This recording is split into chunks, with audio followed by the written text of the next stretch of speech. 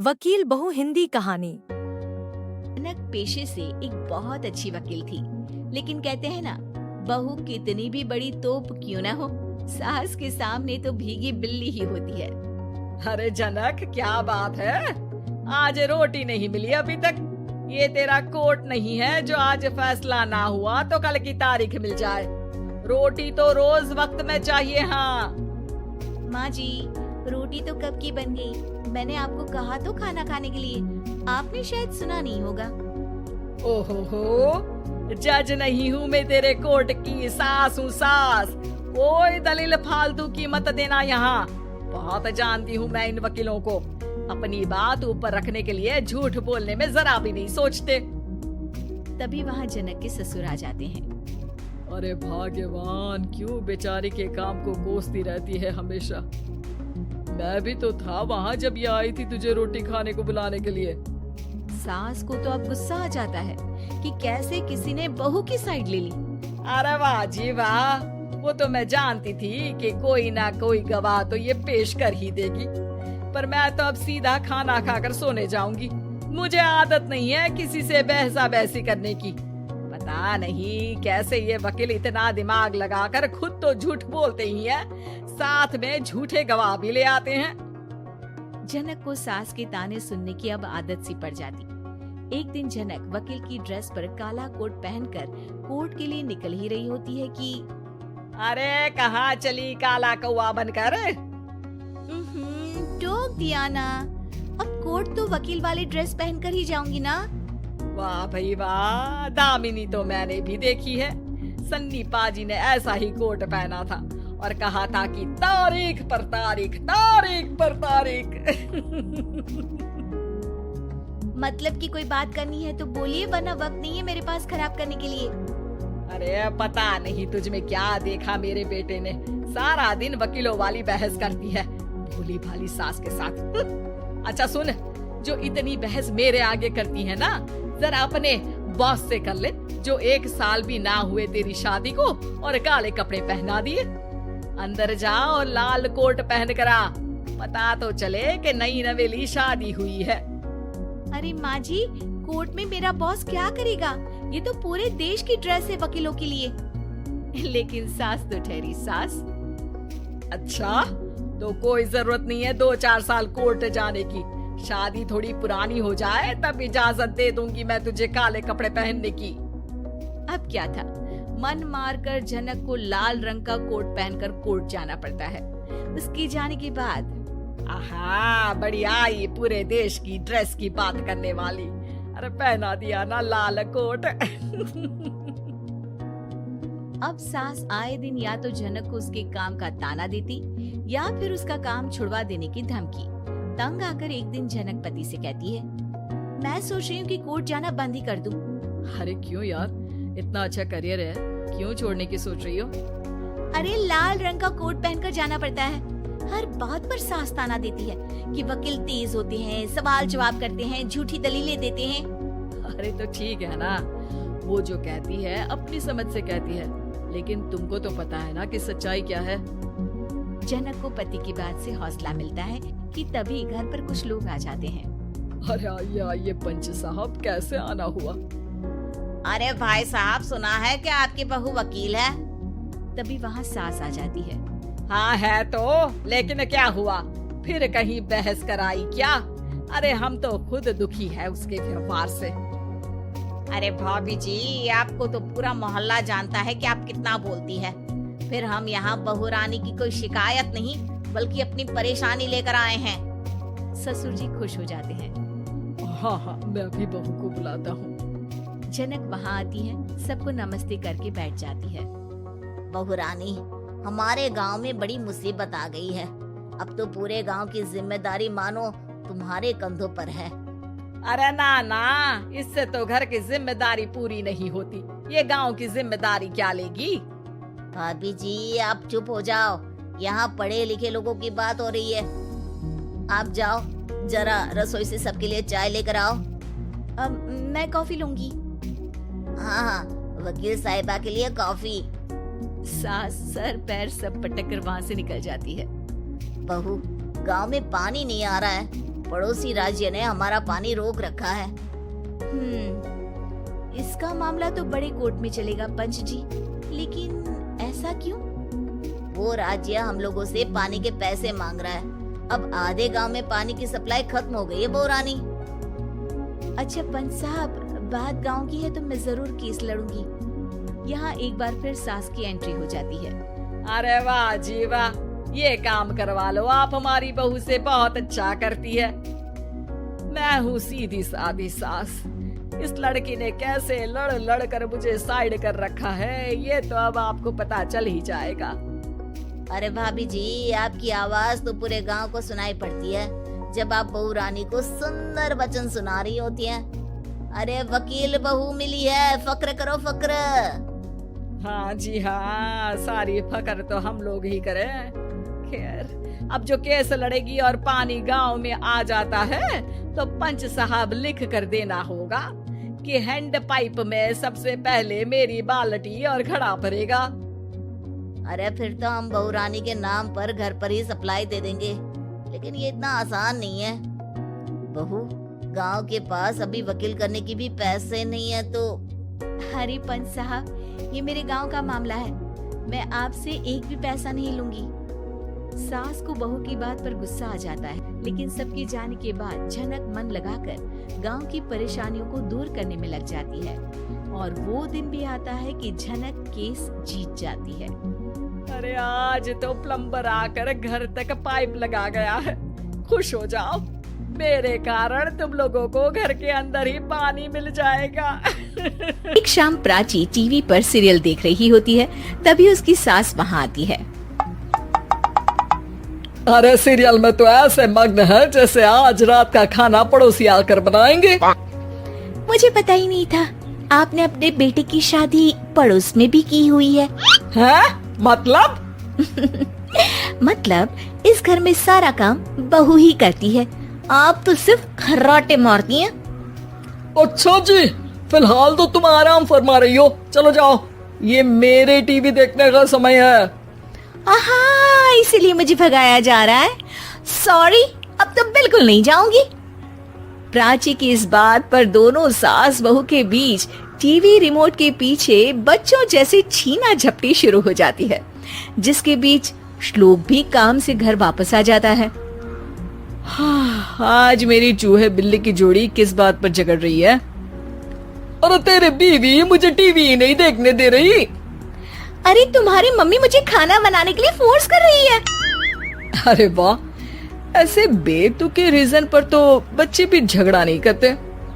अरे मुझे कुछ मत बोल, सब इसने ही शुरू किया है। हाँ हाँ, जैसे आप तो बहुत दूध की धूली है ना। अरे बस, दोनों चुप। प्राची जाओ, खाने की तैयारी करो। और माँ तुम छोड़ो, तुम्हें क्या बोलूं, शांति से अपना सीरियल देखो, मुझे दोबारा लड़ने की आवाज सुनाई नहीं देनी चाहिए। ऐसा बोलकर श्लोक वहाँ से चला जाता है, जिसके पीछे पीछे प्राची भी कुछ न कुछ बड़बड़ाते हुए रसोई में चली जाती है। हाँ हाँ, सासू जी को तो कुछ बोलेंगे ही नहीं, बस मुझ पर ही हुक्म चलता है, खाना बनाओ, जैसे मैं इनके घर में खाना बनाने के लिए आई हूँ। इसी तरह शाम बीतती है और रात को श्लोक और प्राची की सास खाना खाकर सोने चले जाते हैं, लेकिन प्राची गुस्से में कुछ खाए बिना काम में ही लगी रहती है। इस घर में किसी को घंटा फिक्र नहीं पड़ता, मैं खाऊं या भूखी रहूं। प्राची कुछ देर के लिए रसोई से बाहर जाती है और जैसे ही वापस आती है तो वहाँ दूध का भरा ग्लास देखकर हैरान रह जाती है। फिक्र पूरी है, बस दिखाना नहीं है। प्राची दूध पीकर सोने चली जाती है और अगली सुबह एक बार फिर सास बहू का कार्टून नेटवर्क स्टार्ट हो जाता है। ये तुमने ही किया है। अरे अजीब जबरदस्ती है, मैं बोल रही हूँ मैंने कुछ नहीं किया। दोनों ने मिलकर पूरे घर को पागल खाना बनाया हुआ है। यहाँ कोई नॉर्मल इंसान तो रह ही नहीं सकता, इसीलिए अब पड़ोसी क्या रिश्तेदार भी घर आने से कतराते हैं। और सुन बेटे, तू भी चंगा, तेरी माँ भी चंगी, तेरी बीवी भी चंगी, रिश्तेदार। हाँ जी, आपको नहीं पता क्या, गंगाधर ही शक्तिमान है, रिश्तेदार ही। हाँ हाँ, बस समझ गया। कभी जानवरों जैसे लड़ेंगी तो कभी जुगलबंदी करेंगी। भाई मैं आप दोनों के बीच में नहीं फंसना चाहता। सास बहू की इस मनमौजी जोड़ी से परेशान होकर श्लोक अपना सिर खुजलाता वहाँ से चला जाता है।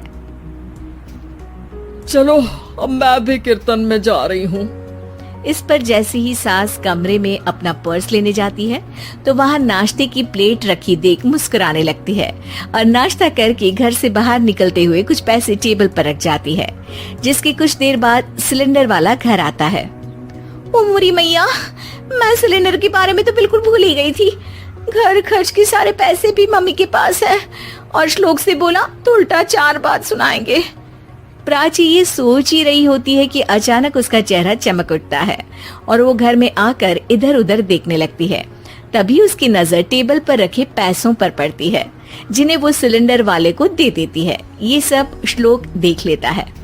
अच्छा बेटे, इतना बड़ा घोटाला, सबके सामने मैं तेरी दुश्मन और पीठ पीछे तेरी मेरी यारी। इस पर श्लोक एक प्लान बनाता है और शाम को सब एक साथ बैठे होने पर बोलने लगता है। माँ, तुम दोनों की बहुत लड़ाई होती है, इसलिए मैं सोच रहा हूँ कि प्राची को उसके घर छोड़ाऊं। इससे वो भी खुश रहेगी और तुम भी। अचानक श्लोक की ये बात सुनकर सास बहू शौक से उसकी तरफ देखती हैं। अरे ऐसे कैसे घर छोड़ाओगे? मुझे कहीं नहीं जाना। अरे तुमने बोला नहीं पर मैंने सुन लिया। तुम्हें मम्मी के साथ रहना अच्छा नहीं लगता, मुझे पता है। अरे वो अरे, जब बहू खुद कुछ काम बोले तो वो तुझे सुनता नहीं, और अब जो इसने बोला ही नहीं वो तू समझ गया। जब उसे नहीं जाना तो फिर जबरदस्ती क्यों कर रहा है? अच्छा, फिर आपको मौसी के घर छोड़ाता हूँ। बस अब आप दोनों एक घर में एक छत के नीचे नहीं रह सकती। मैं इस टॉम एंड जेरी की जोड़ी को और नहीं झेल सकता। है? ऐसे कैसे नहीं रह सकते? तुम्हें इतनी दिक्कत है तो तुम्हारा बोरिया बिस्तर पैक कर देती हूँ, लेकिन मम्मी जी कहीं नहीं जाएंगी। बिल्कुल यही सुनना था मुझे। अगर दोनों में इतना ही प्यार है फिर हर वक्त ये लड़ाई का नाटक क्यों करती हो? देखा मैंने कैसे माँ किचन में दूध रखती है और तुम उनके लिए कमरे में नाश्ता रखती हो, और कैसे वो पहले ही तुम्हारी दिक्कत समझकर घर में पैसे रखकर बाहर जाती है। अरे भाई, इतना ड्रामा तो डेली सोप में भी नहीं होता जितना तुम दोनों ने इस घर में फैलाया हुआ है। तू हमें टॉम एंड जेरी बोलता है ना, तो याद कर वो दोनों भी एक दूसरे को बाहर वालों की बुरी नजर से बचाने के लिए हमेशा सबके सामने लड़ते थे, लेकिन अकेले में दिक्कत के समय मदद भी तो करते थे। बस हमारा रिश्ता भी कुछ ऐसा ही है। और वैसे भी अगर सास बहू में तू मैं नहीं होती तो दुनिया वालों को कहानियाँ कैसे मिलेंगी? वर्मा जी के यहाँ एक काम वाली आई। उसका नाम था जलेबी बाई। क्योंकि उसके कोई भी काम सीधे नहीं होते थे, बात हो या काम, हर चीज घुमा के ही करती थी। अरे साहब, वो जो स्कूल में बच्चों की होती है ना, वो मुझे चाहिए। स्कूल में बच्चों को क्या क्लासेस क्यों चाहिए तुमको? अरे नहीं साहब, वो होती है ना गर्मी की छुट्टी। हाँ, छुट्टी चाहिए 2 दिन की। अरे तो इतना घुमा कर क्यों बोल रही हो? सीधे सीधे बोलो ना। वैसे क्यों चाहिए तुमको छुट्टी? अरे मेरे भाई के जो पापा है ना, उनकी जो पत्नी है ना, उनके भाई के पापा की पत्नी को बुखार आ रहा है। ओहो, ऐसी पहेली मत बुझाओ कि मुझे बुखार आ जाए। अरे सीधे सीधे बोलो ना जलेबी भाई। अरे देखो, मेरे भाई के पापा, मेरे पापा, उनकी पत्नी यानी मेरी माँ के भाई यानी मेरे मामा के पापा यानी मेरे नाना, और मेरे नाना की पत्नी यानी मेरी नानी को ना बुखार आ रहा है साहब। अरे जलेबी भाई, तुम 2 नहीं 10 दिन की छुट्टी ले लो। बस अगली बार से ना ऐसी छुट्टी मांगना हो तो अनुराधा से मांगना, मुझसे नहीं। ठीक है। एक और बात साहेब। एक और बात सुनी तो मुझे पागल खाने जाना पड़ेगा।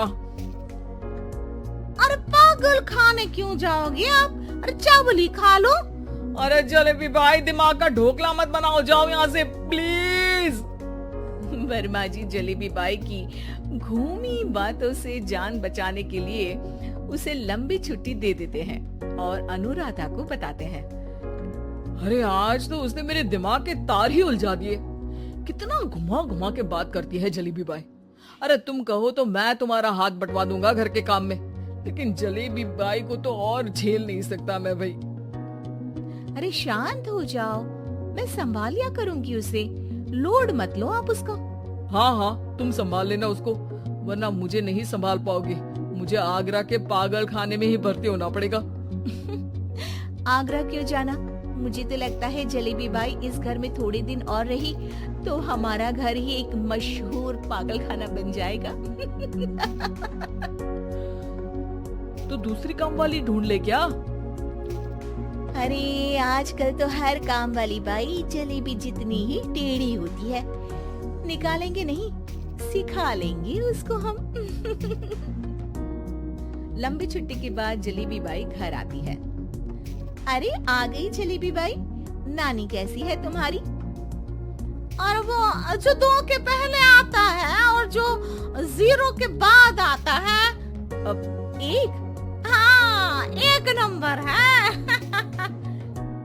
अच्छा, क्या हुआ था उनको? जो दिल टूटने पर होता है ना, चोट लगने पर होता है, पगार का पैसा कटने पर भी होता है। अरे क्या होता है? बुरा लगता है?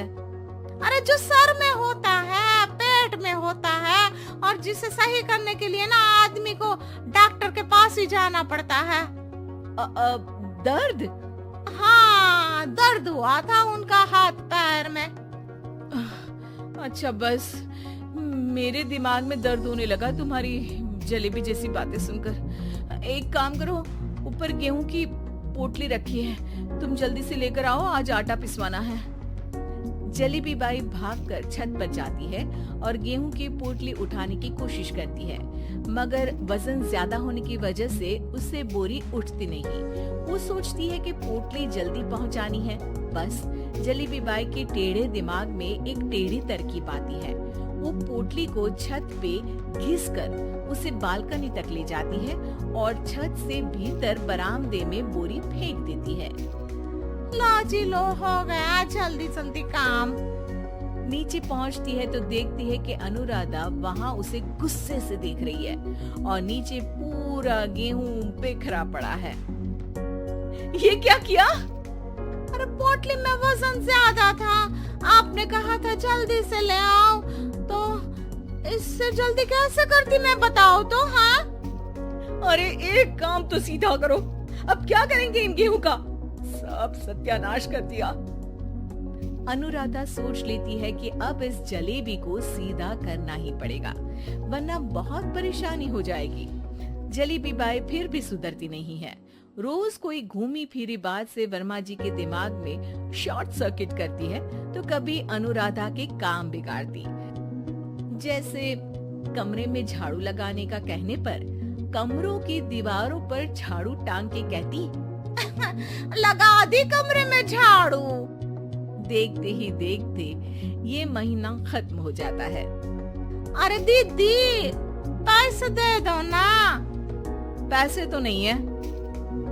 पैसे नहीं है का मतलब? पैसे तो होते ही है ना घर में। अरे भरोसा नहीं है तो पूरे घर में ढूंढ के बता दे कहाँ पैसे हैं, मिल जाएगी तुम्हें। अबे ढूंढ के लाई मैं। जलेबी जल्दी से अनुराधा का पर्स लेकर आती है। अरे इसमें है ना पैसा? अरे मुझे तो नहीं दिख रहा। अरे दीदी है ना 2000 का नोट। अरे तो वो तो 2000 रुपए हैं, पैसे तो नहीं है। अरे दीदी दे दो ना, जल्दी घर जाना है, आज मेरी तारीख है। अरे पक्का आज तेरी तारीख है? हाँ दीदी आज मेरी तारीख है, आज ही तो पगार लेती हूँ ना मैं। देखो आज तो 1 तारीख है, तेरी तारीख तो है नहीं आज। अरे दीदी दे दो ना, घुमा क्यों रही हो इतना? अच्छा कितनी पगार है तुम्हारी? 5000, आप ही ने तो तय की थी। 5 मतलब जो 4 के बाद आता है और 4 के पहले। हाँ हाँ दीदी, 5 वही जो 3 में 2 जोड़ के होता है? अरे हाँ दीदी हाँ, 5 वही ना जो 10 में से 5 घटाने पर होता है। अरे दीदी मैं समझ गई, अब आपको कभी नहीं घुमाऊंगी। प्लीज जल्दी से पैसे दे दो ना, सारी। और अब ना ये जलेबी बिल्कुल सीधी हो जाएगी कसम से। जलेबी बाई की अकल ठिकाने आ जाती है। अनुराधा जलेबी को पैसे दे देती है और कहती है, अब अगर तुमने हमें घुमाया ना तो तुमको कहीं दूर घूमने भेज देंगे, जहाँ से तुम घूमने के बाद कभी वापस ही नहीं आ पाओगी। समझ गई जलेबी बाई? मम्मी जी चाय ले लीजिए। अरे कलमुही, तेरे हाथों से तो चाय पीते हुए भी डर लगता है, कहीं इससे तेरा रंग मुझ पर ना चढ़ जाए। अगर इन्हें इतनी ही शर्म होती तो मेरे इतने हैंडसम भाई को इस तरह फंसाती नहीं। बानी और शिवम की लव मैरिज हुई है। बानी के ससुराल में उसकी ननद और सास हैं, जिन्हें अपने गोरे रंग पर बहुत गुरूर होता है, जिस वजह से वो बानी को सिर्फ उसके सांवले रंग की वजह से नापसंद करती है और हमेशा उसे ताने सुनाती रहती हैं। बानी उनकी सभी जली कटी बातें सुनकर चुपचाप वहाँ से चली जाती है। तुम माँ और छोटी को कुछ बोलती क्यों नहीं? मम्मी जी बड़ी हैं, हर छुटकी ना समझ, इस तरह उन्हें उल्टा जवाब देना सही नहीं। मेरी जिम्मेदारी उनकी सेवा करना है, जो मैं पूरे दिल से हमेशा करती रहूंगी। ऐसा बोलकर बानी रसोई में जाकर रात के खाने की तैयारी करने लगती है। रात को खाना खाते हुए बानी की सास उसे कहती है, कल मैंने अपनी फ्रेंड्स के साथ किटी पार्टी रखी है, समय से सारा खाना बना देना और अपना मनहूस चेहरा लेकर ज्यादा उनके सामने मत आना, समझी? माँ, बानी आप दोनों की कितनी परवाह करती है, फिर भी आप उससे इतना बुरा व्यवहार क्यों करती हैं? अरे एक तो लव मैरिज करके इस कलमुही को हमारे सर पर लाकर बिठा दिया और अब हम इसे कुछ बोल भी नहीं सकते क्या? भैया तो इनकी तरफदारी करेंगे ही, आखिर इन्होंने पूरी तरह उन्हें अपने वश में जो किया है। जिसे जो करना है करे, बस कल मेरा सारा काम समय पर हो जाना चाहिए। इस पर सब खाना खाकर सोने चले जाते हैं और अगले दिन बानी जल्दी उठकर सास की किटी पार्टी के लिए तैयारियां शुरू कर देती है, जिस पर पार्टी शुरू होने के बाद सास की सहेलियां कहती हैं, अरे वाह री, तेरी बहू ने तो बड़े स्वादिष्ट समोसे बनाए हैं। हाँ भाई, रंग कैसा भी हो, खाना बनाने में बिल्कुल अन्नपूर्णा है। अरे इसकी भी क्या बात करनी, मेरी बेटी से मिलो, इसकी सुंदरता के आगे तो उर्वशी रंभा भी फेल है। उर्वशी रंभा को तो फेल कर देगी, पर क्या अन्नपूर्णा बन पाएगी? अरे इसे काम करने की क्या जरूरत, उसके लिए बानी है तो, और मैं तो इसकी शादी भी किसी नौकर चाकर वाले घर में ही करूंगी। बानी वापस रसोई में चली जाती है और किटी पार्टी चलती रहती है। उसी रात को बानी की सास गुस्से में चिल्लाते हुए अपने कमरे से बाहर निकल कर आती है। हाय रे, चोरी हो गई मेरे पैसे, पक्का पक्का इस कलमुही की वजह से हुआ है ये सब। अरे क्या हुआ माँ, कौन सा आसमान टूट गया? अरे आसमान तो उसी दिन टूट गया था जब तू इस कलमुही से शादी करके इसे घर में ले आया था। खुद तो आई ही, अपने साथ साथ मनहूसियत का काला साया भी मेरे घर ले आई। अरे हुआ क्या माँ? अरे मेरी तिजोरी में रखे पैसे कहीं गायब हो गए, सुबह ही देखा, अरे यहीं रखे थे। क्या आप मुझ पर चोरी का इल्जाम लगा रही हैं? अरे काली बिल्ली पर भी क्या कोई मनहूसियत का इल्जाम लगाता है? ऐसा बोलकर बानी की सास वहाँ से चली जाती है, जिसके बाद शिवम और बानी बात करने लगते हैं। देखो मम्मी की बात का बुरा मत मानना, वो बस परेशान है ना, इसलिए कुछ भी बोल गई। वो परेशान नहीं, मुझसे नफरत की वजह से ऐसा बोलकर गई हैं। उन्हें मैं हमेशा एक आंख नहीं सुहाती। देखो बानी, अगर तुम चाहो तो हम दूसरा घर लेकर वहाँ शिफ्ट कर सकते हैं। आखिर तुमसे प्यार करके तुम्हें अपनी जिम्मेदारी पर इस घर में लेकर आया हूँ, इस तरह टॉर्चर नहीं होने दे सकता। अगर आप साथ हैं तो मुझे किसी चीज की टेंशन नहीं। और आखिर वो हमारे बुजुर्ग हैं, हम उन्हें और छुटकी को इस तरह अकेले छोड़कर कैसे जा सकते हैं। इसके बाद बानी भी अपने कमरे में चली जाती है और अब हर रोज उसकी सास की तिजोरी से पैसे गायब होने लगते हैं। इसी तरह कुछ समय बीत जाता है और वो हर बार हर चीज का इल्जाम बानी पर लगाती है, पर बानी कभी कुछ भी नहीं बोलती। कल मुही नास पीटी, बहू को घर की लक्ष्मी बोलते हैं, ये तो पनौती बनकर आई है, पनौती। एक रात बानी की सास को आधी रात में प्यास लगती है तो वो पानी पीने रसोई की तरफ जाती है। तभी उसे अपनी बेटी के कमरे में कुछ आवाज सुनाई देती है। हाँ हाँ, मैंने मम्मी की तिजोरी से हर रोज थोड़े थोड़े पैसे निकाल कर हम दोनों के लायक खूब पैसे इकट्ठे कर लिए हैं, और मम्मी आज तक उस सब के लिए भाभी को ही जिम्मेदार समझती है। तुम बस जल्दी से आकर मुझे यहाँ से ले जाओ और हम कहीं दूर जाकर शादी कर लेंगे। मम्मी को कुछ पता नहीं चलेगा, सब मुसीबत खत्म। अपनी बेटी की ये सारी बातें सुनकर बानी की सास भौचक्की रह जाती है और अपने कमरे में वापस चली जाती है। जब अगली सुबह बानी सास के कमरे में आती है, मम्मी जी क्या बात है, आज आप कमरे से बाहर ही नहीं आई, आपकी तबीयत तो ठीक है ना? क्या छुटकी कमरे से बाहर आई या तुम उसके कमरे में गई? नहीं नहीं, क्यों, जाना है क्या? मैं अभी चली जाती हूँ। नहीं, कोई कहीं नहीं जाएगा। इस पर वो बानी को साथ लेकर कमरे से बाहर आती है जहाँ शिवम भी होता है। वहाँ उसकी सास बोलती है, छुटकी मेरी तिजोरी के सारे पैसे लेकर अपनी माँ के बारे में कोई ख्याल करे बिना किसी लड़के के साथ घर छोड़कर चली गई। और बहू, तुमने मुझ जैसी सास की सेवा करने के लिए अपने ही पति के साथ दूसरे घर जाने से मना कर दिया। मैंने हमेशा तुम्हारा रंग देखा अच्छा ही नहीं, जो मेरी सबसे बड़ी गलती है। मुझे माफ कर दे बेटा। और इसके बाद बानी की सास कभी अपनी बहू की तारीफ करते थकी नहीं।